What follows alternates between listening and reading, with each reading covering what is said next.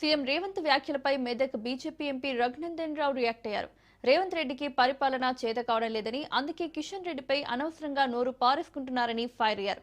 అనంతరం ఆయన సీఎం రేవంత్ కు సంచలన సవాల్ విసిరారు.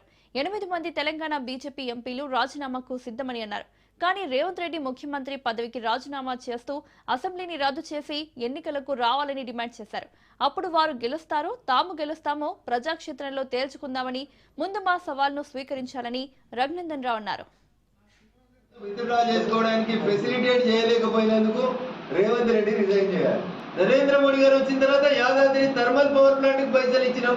ఆఖరికి ఇలా మెదక్ జిల్లాలో రాబోతున్నటువంటి త్రిపులార్కి నార్త్ సైడ్ కి 35,000 కోట్ల రూపాయల్ని మంజూరు చేసింది నరేంద్ర మోడీ గారి ప్రభుత్వం. సౌత్ సైడ్ సర్వే చేయమంటే కోమటిరెడ్డి ఇటు అంటాడు, రేవంత్ రెడ్డి అటు అంటాడు, ఇంకో మంత్రి ఇటు అంటాడు. వాళ్ళ మధ్యలో శృతి లేక సౌత్ సైడ్ రోడ్ సర్వే చేయలేక పూర్తి కాలేదు.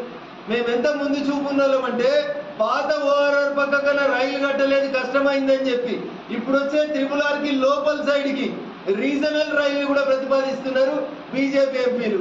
మీకు అందుకు రిజైన్ చేయాలన్నా? మేము మీరేం చేసిరు?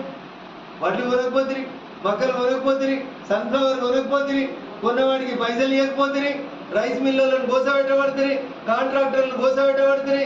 మన ఊరు మనబడి పైసలు లేవా, సర్పంచ్లో పైసలు లేవా, రిటైర్డ్ అయిన ఎంప్లాయీల గ్రాట్యుటీ దిక్కు లేదా, 4,000 పింఛన్ లేదా, స్కూటీ లేదా, డీజిల్ లేదా, కేసీఆర్ ఇంట్లోకి వెళ్ళి 1 కోటి రూపాయలు 1,00,000 కోట్లు వసూలు చేద్దాం దిక్కు లేకపోయే, నిరుద్యోగులకు నిరుద్యోగ వృత్తి 4,000 లేకపోయే.